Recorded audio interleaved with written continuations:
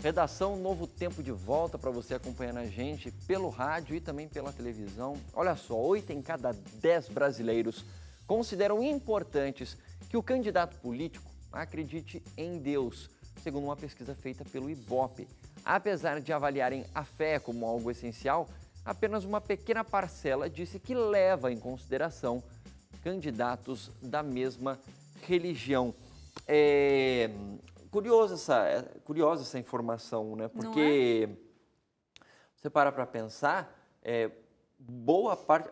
Curiosa e ao mesmo tempo, assim, faz sentido. Porque boa parte dos brasileiros acredita em Deus, seja o Deus judaico-cristão, se você é cristão ou judeu, ou, sei lá, a pessoa é muçulmana, acredita em Deus também, dá um outro nome para Deus, chama Alá, enfim. Os brasileiros, boa parte tem uma crença religiosa. Então, me parece natural que os brasileiros se simpatizem por candidatos que tenham, pelo menos, essa mesma consciência que eles.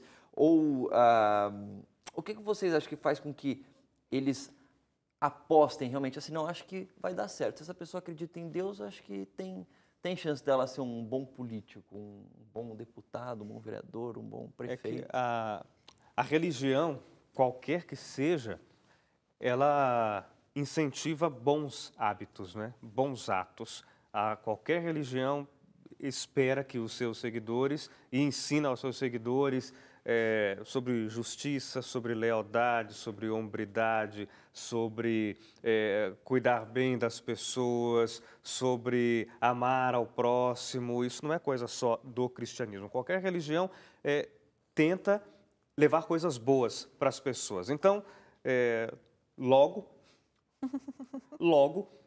as pessoas esperam que, se um fulano diz, olha, eu sou religioso, eu creio em Deus, então a pessoa está, mesmo que inconscientemente, ela vai pensar, olha, entre esse que crê em Deus e o outro que não crê, já que eu aprendi a vida inteira que Deus é amor e essa coisa toda, então acho que esse camarada vai fazer melhor o trabalho do que o outro. Talvez seja até inconsciente, mas a pessoa faz essa ligação entre a suposta relação do candidato com a religiosidade e nem sempre ou quase nunca prática da religiosidade por esse candidato. A diferença entre a teoria e a prática é enorme, né? Tem um abismo aí, né? E tem um abismo com certeza.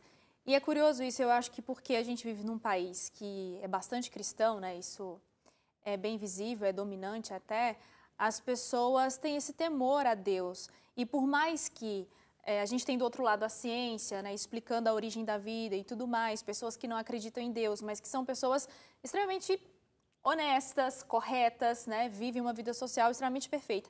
Mas ainda temos aquela coisa assim, de que gente boa é aquela que acredita em Deus, entendeu? E aí quando chega um ateu de repente, que não acredita em Deus, parece que assim, nossa, essa pessoa, como pode você não acreditar em Deus, né? Que coisa absurda. Uma pessoa muito má, né? Não acreditar em Deus, imagina em Deus e tal.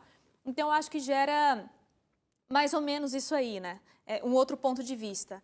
É claro que toda vez que uma pessoa aparece, que usa o nome de Deus e que usa recursos bíblicos para explicar alguma coisa, para falar, sempre são palavras muito bonitas, né? E sempre são palavras bastante cativantes. Eu acho que isso também cativa. Mas a gente tem um certo preconceito em quem diz que não acredita em Deus. Agora, quando você mistura, e aí eu já vou jogar a polêmica aqui, inclusive se baseando na realidade brasileira.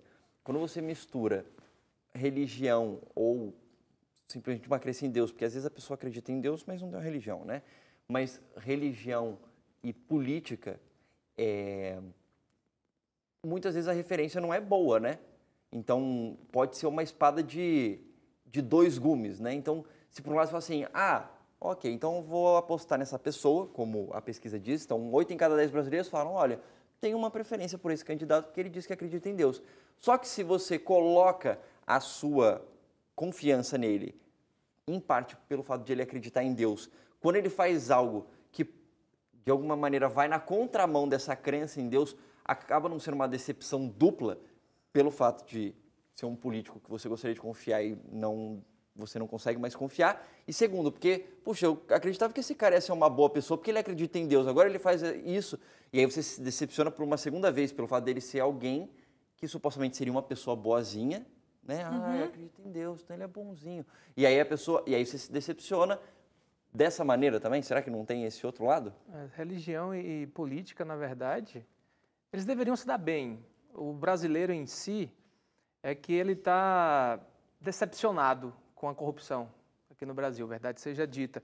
Então, você vê muita gente falando, fulano de tal ocupou agora a prefeitura de tal cidade, ele é da minha igreja. Aí o outro fala, não, mas rapidinho ele se corrompe, é tudo igual, tudo farinha do mesmo saco. E, infelizmente, com o passar do tempo, essa pessoa vira farinha do mesmo saco, ela se torna corrupta. Então, o brasileiro ele perde essa fé naquela pessoa que se diz cristã. Claro que existem exceções, existe exceção. Então, não é todo mundo que é cristã, que segue a Bíblia, no caso, e chega lá em alguma determinada posição política e se desvia e abraça a corrupção, não. Existem outros exemplos de candidatos que se mantiveram íntegros, né? Mas a grande maioria é dessa forma. Pois é, isso que o Leite falou é curioso, Murilo, porque assim, a gente observa uma tendência ao descrédito com quem se diz cristão justamente por isso, por frustrações. Eu acho que não só no ambiente político, mas no ambiente civil normal. Pessoas que levantam a bandeira, né, falam de Deus e aí pregam esses preceitos de honestidade, de amor ao próximo, como o Hélio disse, e depois fazem coisas absurdas, às vezes até mais absurdas de quem não se professou ser cristão. E as pessoas caem nesse descrédito e acabam tendo uma aversão a crente, a cristão e aquela coisa. Existe muito isso, mas a pesquisa mostrou que mesmo apesar disso, dessas frustrações, as pessoas ainda tendem a acreditar e confiar em pessoas que se professam cristãs e que acreditam em Deus. Lembra da frase, a esperança é a última que morre? É isso, ela está frustrada, mas ela, no fundo, ela fala, pô, quem sabe esse aí não dá certo, então quem sabe esse aí não vai abraçar a corrupção e não se desvie realmente desse pensamento correto que a gente espera que um candidato tenha. Agora, será que toda essa situação também não faz a gente pensar numa outra coisa? A gente tem no Brasil, a nossa Constituição diz que o nosso país é um Estado laico. Sim. Então, não tem uma religião oficial. Você pode ter a religião que você quiser, mas o Estado como um todo não tem uma religião oficial. Quando você tem uma boa parte do eleitorado dizendo assim, olha, eu tenho uma tendência a olhar com melhores olhos pessoas que acreditam em Deus, etc., como a pesquisa mostrou.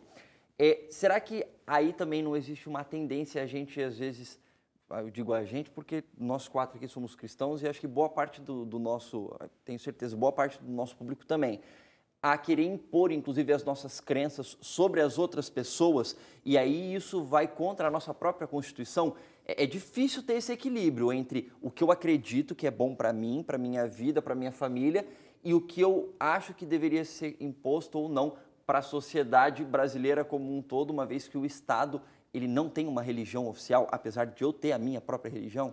Não, isso com certeza ocorre. A gente pode ver, por exemplo, no Congresso Nacional, tem a chamada bancada evangélica, que de evangélico não tem nada, porque não representa o que o evangélico no Brasil crê, haja vista o que a gente já comentou aqui, o que há de casos de corrupção nessa bancada evangélica é, às vezes, superior ao índice de bancadas não evangélicas, da bancada, do restante do Congresso Nacional. Então, você tem bispos, pastores, padres, seja lá o que for, de representação religiosa dentro do Congresso Nacional, tão enroscado com a justiça quanto qualquer outro, tão enroscado com corrupção quanto qualquer outro. Mas as pessoas, a pesquisa também mostrou uma outra coisa, né? Apesar de 80% preferirem aqueles que creem em Deus e não necessariamente tenham uma religião, mas preferirem aqueles que creem em Deus, a pesquisa mostrou também que as pessoas não se deixam levar apenas pelo fato de a pessoa ser da mesma religião. Então, só porque ele é da igreja X e eu sou da igreja X, eu não vou votar nesse candidato só por isso. Posso votar pode acabar votando por outras razões, mas só porque ele é da mesma religião que eu, não faz a pessoa votar. É o que a pesquisa do Ibope mostrou. Ela não necessariamente precisa ser da mesma religião, basta acreditar em Deus. Exatamente. Não, não necessariamente, e ao contrário. Não voto só porque é da minha religião. É o que a pesquisa mostrou. Tem gente que até vota por causa disso. Tem gente que vota por isso, mas a maioria parece que não. Mas a maioria diz que não. Disse, eu não voto só porque é o meu irmão de igreja. Só que as pessoas, de maneira geral, não só por conta da religião, Leite, escolhem pessoas que creem vão fazer algo de bom para elas, para o eleitor. Então, seja por conta de religião, seja por conta de, sei lá, de um setor trabalhista, por exemplo, metalúrgicos, tem os seus nomes representativos lá no Congresso Nacional, porque creem que essas pessoas, ao chegarem no Congresso Nacional, vão trabalhar para melhorar a situação da classe. Então, ocorre isso também com religiosos, que esperam ter representantes que vão lutar pelas causas desses religiosos dentro do Congresso Nacional. Então, pode ser isso, mas não é que, assim, quero impor a minha religião ao Estado. Okay. Não, quero que alguém no Estado reconheça a minha situação. Ok, isso é interessante, porque é a questão da representatividade. Entendi. Agora, tem um outro ponto, dentro dessa mesma pesquisa, que vai para uma outra linha, que diz o seguinte, 52% dos entrevistados dessa mesma pesquisa concordam que preferem candidatos de família pobre. E aí vem a outra pergunta. Na verdade, um detalhe, essa resposta é mais frequente em eleitores com renda familiar menor também. Ser de origem pobre, um candidato que é de origem pobre, é sinônimo de honestidade? De jeito nenhum. Não é. Mas a ideia que se tem é que é o seguinte, se o cara veio de uma origem humilde, de uma origem pobre, foi alguém que lutou, batalhou, saiu de lá onde não tinha perspectiva nenhuma de vida, passou por todos os índices, né, de que daria errado a vida daquele cidadão, ele superou tudo isso, estudou e chegou numa posição política e está ali hoje. Então, a gente olha para essa pessoa como um vencedor e parte do pressuposto que é o seguinte, poxa, ele sabe que a vida é muito difícil, ele veio de onde eu estou, e geralmente são as pessoas mais pobres que acreditam nisso, né? Então, ele sabe a minha situação, ele vai lutar pelas causas sociais e lutar por aqueles que são menos favorecidos. É a minha leitura que eu faço em relação a isso.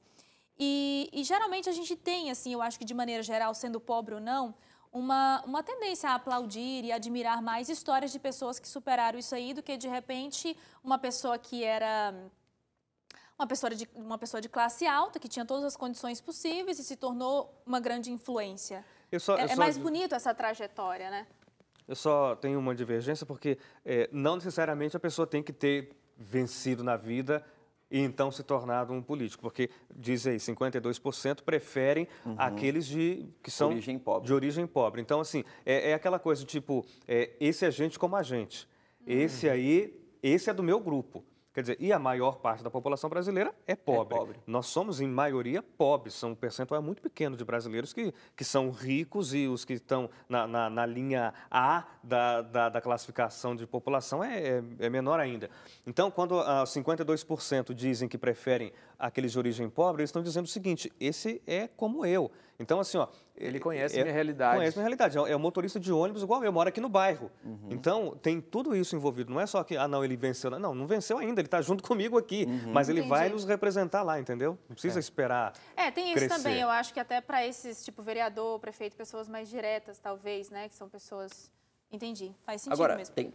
Pode ter um outro lado também que pode fazer parte dessa análise, né? Se por um lado tem a questão da pessoa falar assim, não, eu me identifico com essa pessoa, porque é o cara aqui de trás que também é pobre que nem eu, e ele está se candidatando aqui, ele entende as nossas necessidades, vai lutar por nós, etc.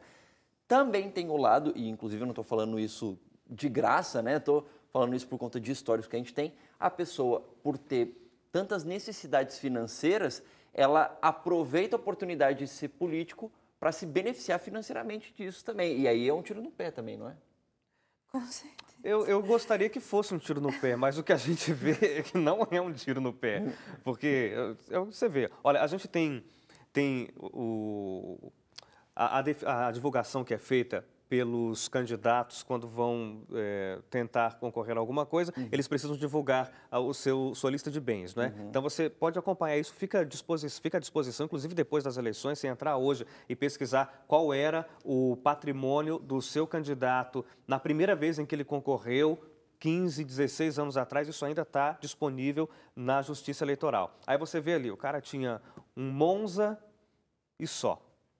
Aí, 4 anos depois, ele ele se candidata de novo. Aí você vê a evolução do patrimônio dele, incompatível, em quase todos os casos, incompatível com o salário de, seja vereador, seja deputado federal, estadual, seja o que for. Então, você vê uma ascensão econômica que é incompatível com os ganhos. Tudo bem que, por exemplo, um deputado, um senador no Brasil ganha um salário extraordinário, R$ 33.700.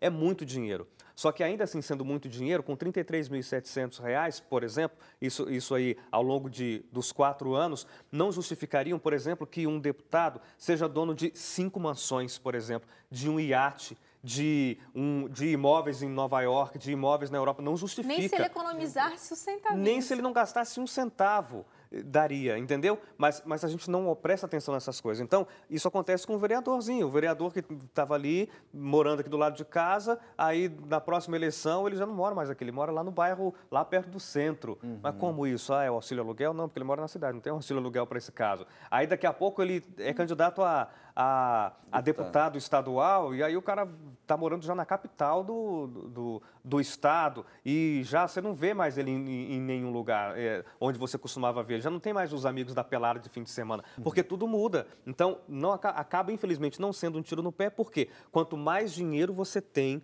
na política brasileira, mais chances você tem de crescer na política brasileira e de se perpetuar na política brasileira. E agora, com a autorização do STF, do autofinanciamento de campanha ilimitado, fica mais fácil ainda. Então, um camarada que tem muita bala na agulha, ele pode bancar 100% da própria campanha. E aí você tem o lado positivo, não vai ficar devendo favor para ninguém, é positivo. Mas o João, que não tem, vai depender do fundo partidário, pode ser diluído ali, receber R$200 para fazer a campanha dele, que chance ele vai ter? E pior do que isso ainda, Hélio, é que, assim, a gente está falando de um candidato de origem pobre e tudo, chega ao poder e nada faz pelos seus pares, né? Ou seja, por aquelas pessoas que acreditaram que ele iria fazer alguma coisa. E também tem uma outra coisa, desculpa interromper, Suzane, é que as pessoas criam expectativas, a gente já falou várias vezes isso aqui, criam expectativas que não condizem com o que aquela função vai corresponder. Então a pessoa vota assim, eu vou votar na Maria do Salão, porque ela vai asfaltar o nosso bairro, mas não cabe a um vereador asfaltar o bairro de ninguém. Ah, não, vou votar no João aqui do futebol, porque ele prometeu que vai construir campos de futebol para as crianças treinarem. Não cabe ao vereador esse tipo de coisa. Então as pessoas criam expectativas, que eles fazem. Parte das promessas erradas e parte do povo acreditar nas promessas que não podem ser cumpridas. Então, muita coisa depende disso. Porque se o cara sabe que ele não pode fazer aquilo, porque não está na alçada dele... Às vezes ele nem sabe que não pode. Às vezes a pessoa entra na política achando que eu vou transformar o mundo. Eu conheço um monte de gente que já se candidatou a vereador e não fazia a mínima ideia do que ele podia fazer. Aí ele chega lá na Câmara e descobre que ele não pode fazer absolutamente nada do que ele achava que ele podia. Aí é osso. Bom, a gente vai fazer um intervalo e daqui a pouquinho a gente volta para o último bloco do Redação de hoje. E na volta a gente debate sobre a função, ou melhor, a punição aplicada aos filhos como uma maneira de educar. O castigo tem limite? Participe com a gente dessa discussão. Não sai daí, porque o Redação volta em 2 minutos.